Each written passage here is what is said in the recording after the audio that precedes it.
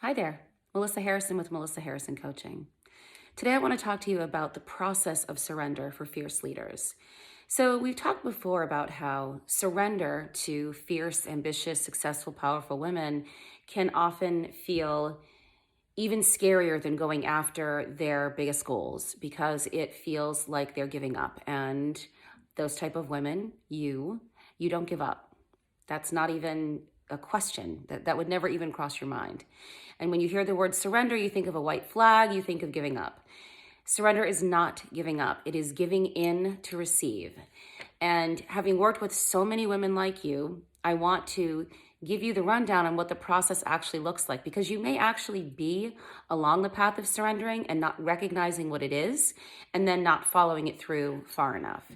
So the first step is recognizing exhaustion. You are exhausted with your current life, with your current strategies, probably with your current goals. You're just maybe over them at this point. Even if they're lofty, and even if at one point you felt passionate about them, you feel some sort of exhaustion around them. You begin to question whether the struggle can actually be dropped, because along with surrendering, struggle is released. That's not to say that there isn't work. That's not to say that it doesn't require you to use your willpower, but the struggle itself is dropped. So you start to question whether that's even a thing, if that can happen. Once you believe that maybe it can in fact be dropped, you question if what you've built can be maintained, if you can actually drop your current processes that now feel like struggle and still maintain and build all that you've worked so hard to build. Then you decide that you no longer care.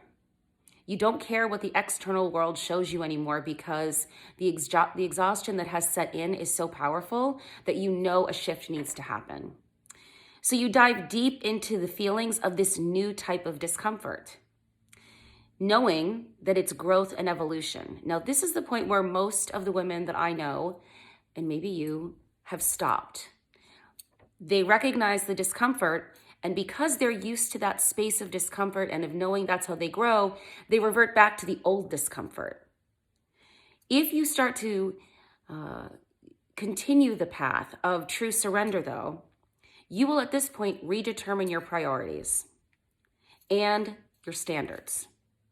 Look at things from a whole different perspective. And then you will relentlessly release anything and everything that does not align with your new priorities and standards. Surrender is about letting go of what no longer aligns. And in order to do that, you have to be relentless about releasing things that no longer align with the new standards and new priorities that you've set. I hope this is helpful. Please be sure to like this video, subscribe to my channel, and share this with anyone who will benefit.